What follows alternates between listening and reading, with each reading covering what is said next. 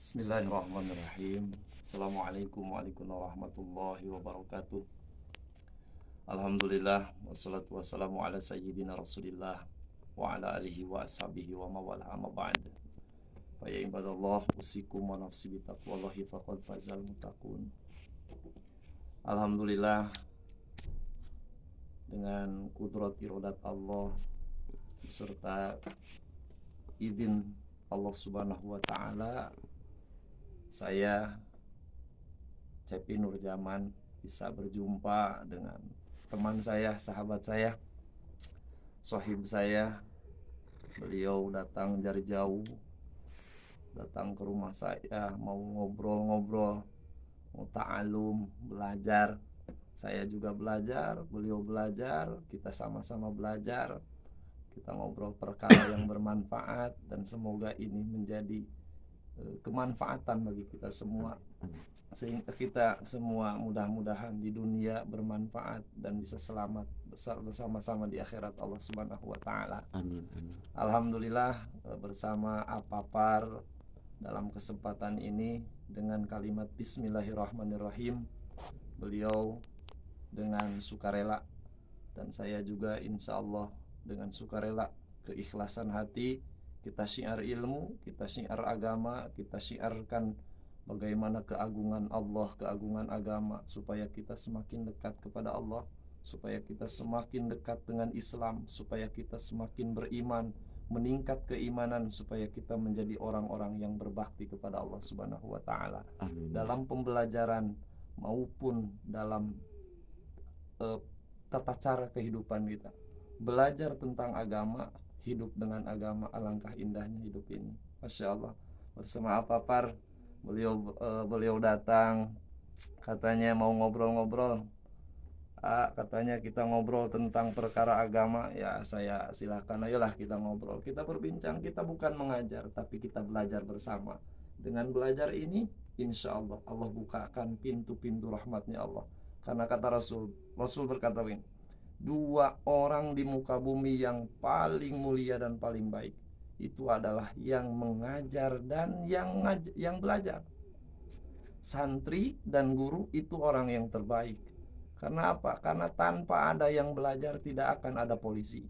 Tanpa ada yang belajar takkan ada tentara. Kalau tidak ada yang belajar tidak ada dokter. Kalau tidak ada yang belajar tidak ada ulama. Tetapi karena ada yang mengajar dan belajar, terbentuklah mereka semua menjadi orang-orang yang bermanfaat. Mudah-mudahan kita menjadi orang yang bermanfaat semuanya. Amin ya Allah, ya rabbal alamin. Amin. Silakan Apapar lah, kita ngobrol lah, berbincang. Jangan canggung, jangan ragu, sambil santai kita ngopi. Yang suka merokok kita merokok. Kalau kita suka, silakan merokok lah. Jangan ada perdebatan di antara kita. Kita hanya belajar. Kita bukan mengajar, kita belajar sama-sama. Saya belajar, antum belajar. Mudah-mudahan dirahmati Allah semuanya. Amin ya rabbal alamin. Ya. Terima kasih Pak Ustadz atas waktunya. Alhamdulillah saya di sini diterima dengan baik oleh Pak Ustadz. Bahkan dijamu sama kopi. Alhamdulillah. Kita ngopi, air ada, ada air. Alhamdulillah dipertemukan dengan beliau lagi kebetulan santai, pemirsa. Kita sama-sama belajar di sini. Nah, gini Pak Ustadz, yang saya mau tanyakan adalah langkah-langkah dalam keimanan Pak Ustadz. Mohon penjelasannya supaya keimanan saya sedikit demi sedikit bertambah Pak Ustadz. Masya Allah. Ini kalau bertanya tentang iman, sebetulnya itu fondasi kuat orang-orang muslim. Tanpa adanya iman itu takkan terbentuk orang muslim. Kalau saya lihat anak-anak di Palestina, anak-anak di luaran kita yang sedang dilanda peperangan, yang sedang dilanda kegelisahan, kalau kita lihat mereka keimanannya sampai apa. Kita hanya duduk, ngopi, nongkrong, merokok. Iman kita di mana? Kalau ditanya masalah langkah-langkah keimanan, itu Masya Allah saya berat menjawab. Tapi ini pembelajaran bagi kita, pembelajaran. Yang pertama, iman itu sebetulnya sederhana karena kuncinya surga itu iman. Yang pertama, iman itu tasdiku maja abihi Nabi sallallahu alaihi wasallam, membenarkan, mempercayai apa yang disampaikan, yang datang dari Rasul sallallahu alaihi wasallam. Itu sederhana sekali. Apa yang dibawa Rasul, Al-Quran, Al-Hadis, fi'lu Nabi, pekerjaan Nabi, ucapan Nabi, i'tiqad Nabi, semua kita benarkan, itu kita iman. Semua kita percaya, itu iman. Tetapi mimma ulima bidini bidaruroh, tetapi yang kita benarkan itu yang diketahui dari agama yang doruri. Jadi begini, kalau bisa, kalau ada, mohon maaf, kalau ada kalimat dari Rasul, pekerjaan Rasul yang doruri, doruri itu tidak perlu dipikir lagi. Contoh seperti Rasul memerintahkan sholat duhur, kenapa kita harus berpikir? Itu kita percaya, kita ambil, kita lakukan. Rasul memerintah kita sholat, kita lakukan, kita amalkan. Rasul memerintah kita berbaik kepada orang lain, kita lakukan, kita amalkan. Itu tidak perlu dipikir. Berbeda hal dengan yang perlu dipikir lagi. Itu halnya lain lagi. Itu urusannya ada ijtihad ulama. Jadi kalau ada ijtihad ulama, kita ambil yang lebih kuat dalilnya. Maka iman itu sebetulnya ringan tetapi berat. Disebut ringan, cukup kita percaya, meyakini apa yang disampaikan oleh Rasul, yang dilakukan oleh Rasul, Al-Quran, Al-Hadis. Kita percaya, kita imani, jadilah kita orang beriman. Kuncinya surga itu iman. Tapi dengan membacakan 2 kalimat syahadat, asyhadu an la ilaha illallah wa asyhadu anna muhammadar rasulullah. 2 kalimat syahadat ini kunci surga. Orang baca ini sekarang mati, surga masuk. Orang kafir baca kalimat syahadat 2 kali, 2 kalimat syahadat ini cukup 1 kali, mati sekarang surga dia. Alangkah indahnya orang beriman. Gampangnya itu iman, iman itu gampang. Tapi yang sulit itu amal. Nah, ini yang menjadi masalah. Al-iman iryanun. Iman itu telanjang. Jadi iman itu telanjang tanpa baju. Walibahus takwa, ini nih yang jadi masalah. Yang jadi masalah pakaian iman itu takwa. Kalau iman saja kita telanjang bulat pergi ke kota. Nah, kemana kita telanjang, malu apa kagak? Kita pakai motor kan, nggak pakai baju kan. Kita pakai motor, nggak pakai celana, atasnya pakai jas, pakai dasi, bawahnya nggak pakai celana. Kan kita malu. Karena apa? Karena iman itu butuh pakaian. Pakaian iman itu adalah takwa. Nah, ketakwaan inilah yang akan menjadikan takaran iman. Jadi kalau dibilang tingkatan iman, tadi Alvar bilang langkah-langkah kita dalam keimanan supaya meningkat, itu memang benar. Iman itu qad yazidu wa qad yanqusu. Kadang naik, kadang turun. Iman itu terkadang lagi naik, terkadang lagi turun. Itu gimana kita mengetahui ini? Caranya mengetahui kenaikan dan penurunan iman kita.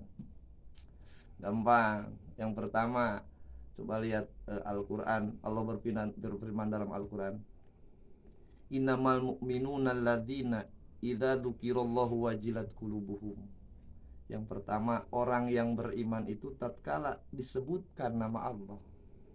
Idza dzukirallahu wajilat qulubuhum, di mana disebutkan nama Allah, terdengarlah asma Allah, terdengarlah Al-Quran, terdengarlah zikrullah, terdengarlah lantunan-lantunan adzan yang menyebut nama Allah, menyeru kepada Allah, maka wajilat qulubuhum, hatinya itu bergetar.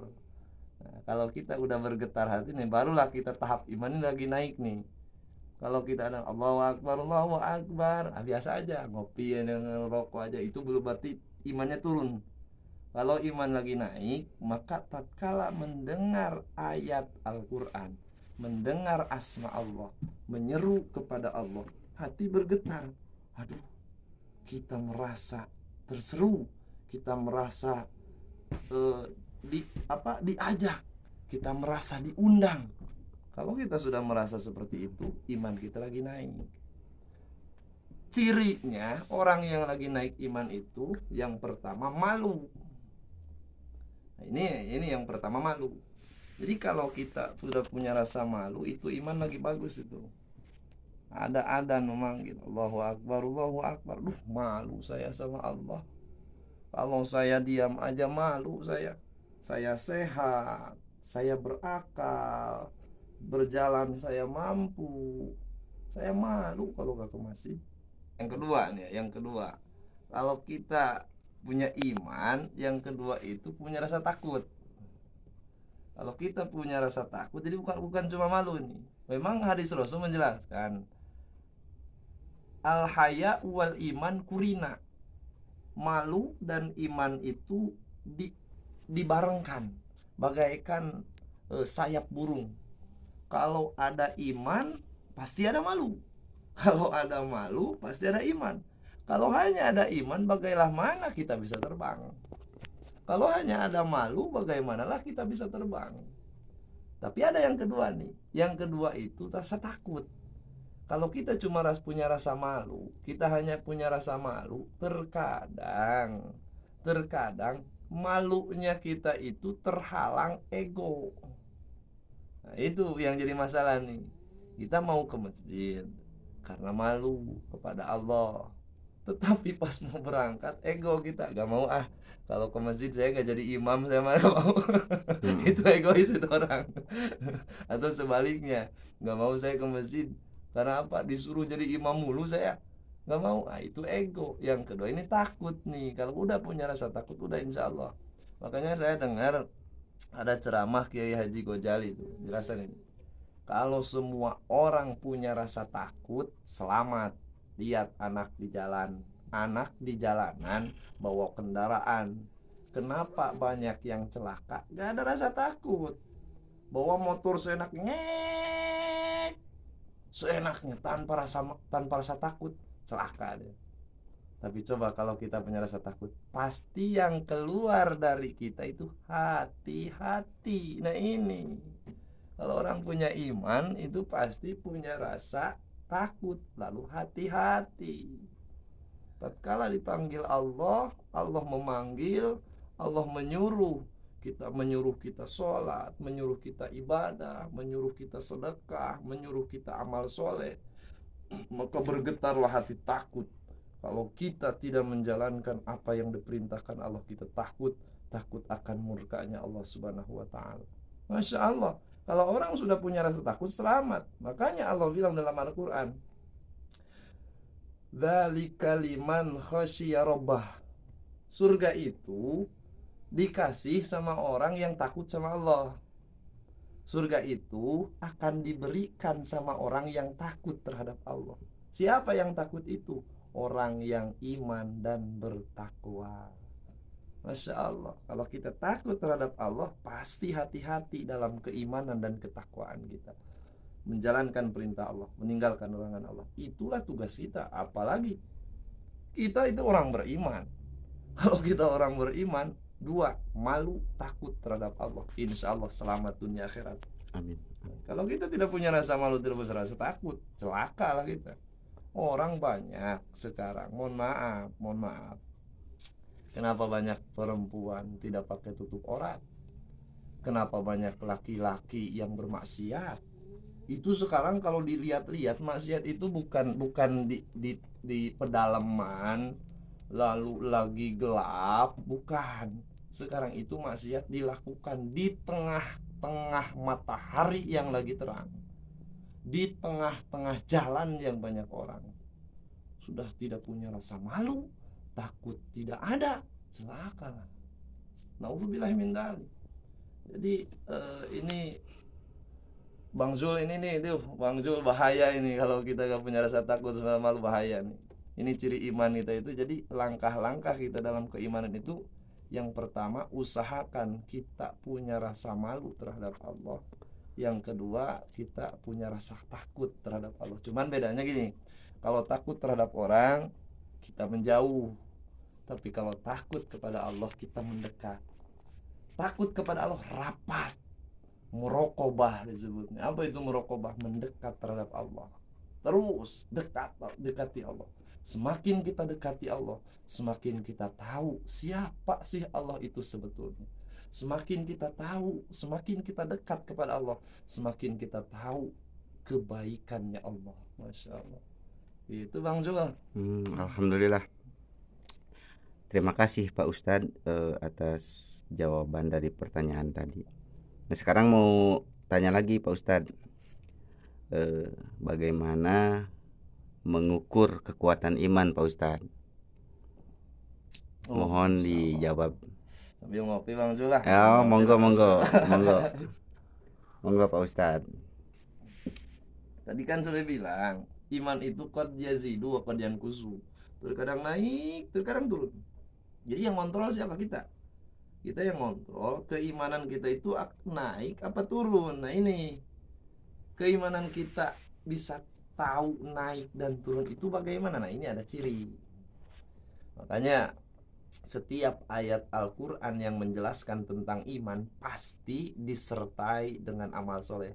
Salah satunya ini ayat yang sudah populer. Wal asri innal insana lafi husrin. Demi masa, setiap orang, setiap manusia pastilah dalam kerugian. Kecuali illalladzina amanu, kecuali orang yang iman, wa amilus solihat, dan beramal soleh. Jadi kalau kita mau takar iman kita, lihat aja amal soleh kita sudah sampai mana. Gambaran, kita mau sedekah. Nah kan, mau sedekah. Iman kita nih sampai 5.000 apa sampai 10.000 nih kalau sedekah nih. Kita punya duit kan, buka dompet. Pas dibuka, wah kotak amal nih. Kita pilih, cep, diambil. Ada angka 2, nolnya 4 gak jadi. Cek, lihat yang nolnya 3 aja nih. Yang 03 kita ambil masukin. Nah, tahap iman itu di 2000.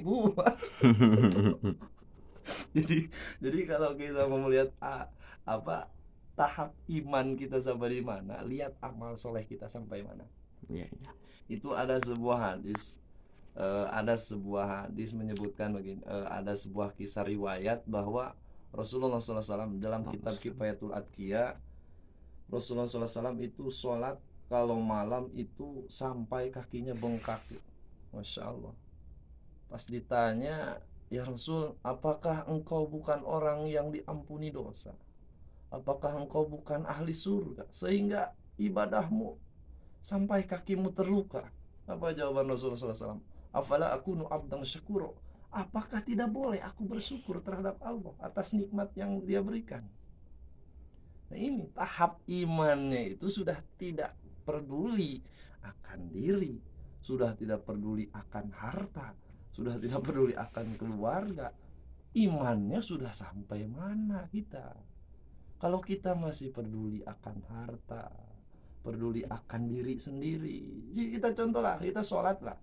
Kita sholat sunat qobliyah duhur 2 rakaat. Kalau 2 rakaat saya udah capek, apalagi kalau 4 rakaat. Jadi kalau kita pas waktu sholat 2 rakaat salam, qobliyah duhur itu kan 4, 2 rakaat itu muakkadah, yang 2 ghair muakkadah. Pas kita salam 2 rakaat kita mau naik, capek. Berarti tahap iman kita itu sampai 2 rakaat aja itu. Udah nyampe di sana habis. Kita ke surga itu modal 2 rakaat Bang Zul.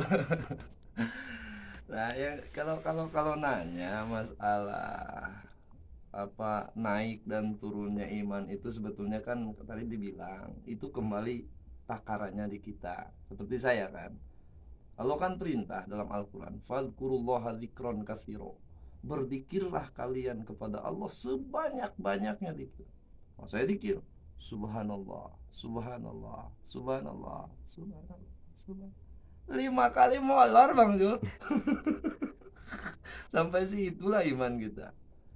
Jadi kalau kita masih memikirkan ngantuk, masih memikirkan capek, masih memikirkan lelah, berarti tahap iman kita itu masih rendah. Lalu bagaimana? Apakah kita tidak boleh berhenti dalam ibadah, dalam sholat, apa dalam zikir? Oh, bukan. Jadi orang-orang yang imannya itu sudah naik itu iman ian disebutnya, ataupun ainul yakin.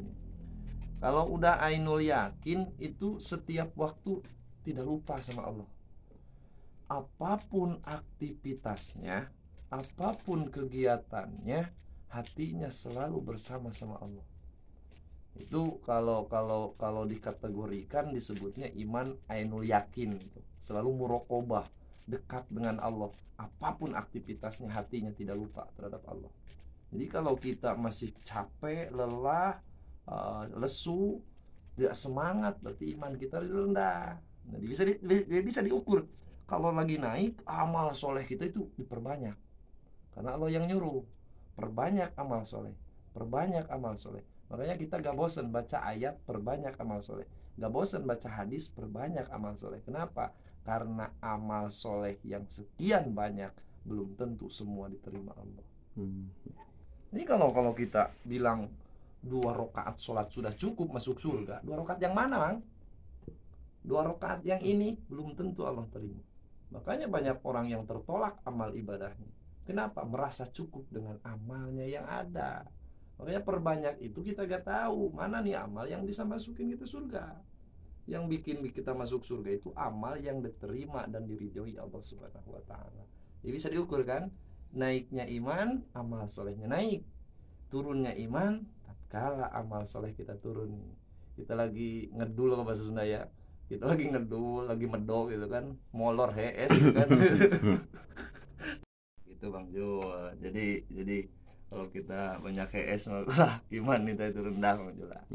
Intinya sebetulnya yang menjaga iman itu bukan kita. Yang menjaga iman itu Allah. Tapi yang berusaha supaya naiknya iman kita itu kita. Allah menjaga iman, makanya banyak-banyak berdoa. Semoga Allah menguatkan iman kita sampai mati. Makanya ada satu doa, Allahumma man ahyaitahu minna fa ahyihi bil Islam wa man tawaffaitahu minna fatawaffahu alal iman.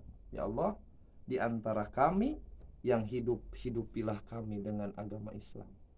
Di antara kami yang mati, matikanlah kami membawa iman. Itu yang terpenting. Jadi kalau kita masalah iman itu urusan Allah. Mudah-mudahan kita selamat, kita mati membawa iman. Amin. Karena tidak ada orang yang selamat di akhirat kecuali orang yang membawa iman. Amin. Gitu Bang Zul lah. Jadi kalau masalah iman itu sebetulnya berat. Sebetulnya menjaga iman itu sulit. Mengangkat menaikkan keiman itu sulit, tetapi kita belajarlah, berusaha. Sama-sama saya belajar. Al-ikhwan wal akhwat, pada saudara-saudara semua, mungkin apa ya, kalau masalah iman sebetulnya kita sudah pada tahu, kita beriman, kita orang beriman, maka tinggal satu, Islam. Apa itu Islamnya? Bertakwalah kepada Allah. Ya. Mungkin segitulah Bang Jo, cukup. Kepada seluruh saudara-saudaraku yang dimanapun berada, al-ikhwan wal akhwat, semua perempuan, semua laki-laki yang menjadi saudara seagama, kalaulah video ini bermanfaat, tadi ada pesanan dari Bang Zul nih, ada pesanan nih, subscribe, like, gitu kan. Kalau bermanfaat, share lah, bagikan pada teman-teman. Kalau tidak bermanfaatnya mohon maaf. Yang salah itu kebodohan saya, yang salah itu kekurangan saya. Saya banyak kekurangan, banyak kebodohan. Bodoh saya, orang bodoh. Makanya kalau ditanya Bang Jul masalah keilmuan, saya itu kurang. Tapi kita sama-sama belajar. Kalau yang salah, komen lah di komentar gitu. Terima kasih teman-teman, para saudara, mudah-mudahan bermanfaat. Semoga kita selamat dunia akhirat. Assalamualaikum warahmatullahi wabarakatuh. Waalaikumsalam.